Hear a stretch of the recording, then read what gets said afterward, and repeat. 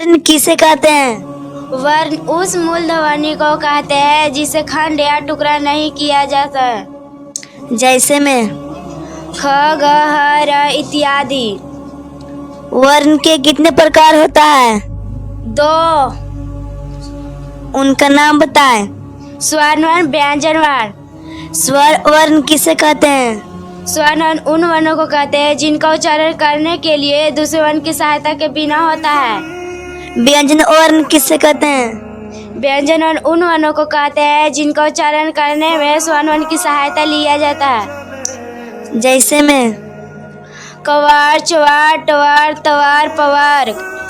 व्यंजन वर्ण की कुल संख्या कितना है? 33। स्वर वर्ण कितने प्रकार के होते हैं? 3 प्रकार के। उनका नाम बताएं। हर्ष स्वर, दीर्घ स्वर, पलूर स्वर। हर्ष स्वर किसे कहते हैं?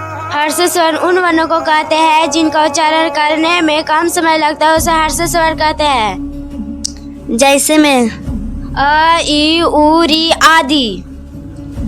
दीर्घायु स्वर वर्ण किसे कहते हैं? जिनका उच्चारण करने में दुगना समय लगता है, उसे दीर्घ स्वर कहते हैं। जैसे में आ, ई, उ, ए, ओ, आदि। पलुत स्वर वर्ण किसे कहते हैं? पलू स्वर उन वर्णों को कहते हैं जिनका उच्चारण करने में तिगुना समय लगता है, उसे पलू स्वर कहते हैं। जैसे में हे राम, हे कृष्ण, ओम।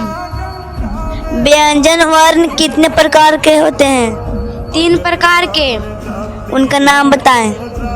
स्पर्श व्यंजन, अंतस्थ व्यंजन, उष्ण व्यंजन। स्पर्श व्यंजन किसे कहते हैं? स्पर्श व्यंजन उसे कहते हैं जिसमें कवार, चवार, टवार, तवार, पवार की मात्रा हो, उसे स्पर्श व्यंजन कहते हैं। स्पर्श व्यंजन की कुल संख्या कितना है? 25। अंतस्थ व्यंजन किसे कहते हैं? अंतस्थ व्यंजन उसे कहते हैं जिसमें या, र, ल, व की मात्रा हो, उसे अंतस्थ व्यंजन कहते हैं। अंतस्थ व्यंजन की कुल संख्या कितना है? 4।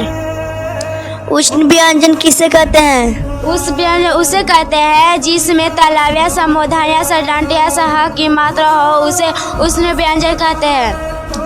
उष्ण व्यंजन की कुल संख्या कितना है? 4।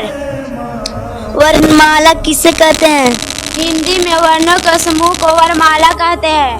जैसे में स्वर्ण वर्ण के 11, व्यंजन के 33, संयुक्त व्यंजन के 4, अगवा के 2, द्विगुण व्यंजन के 2।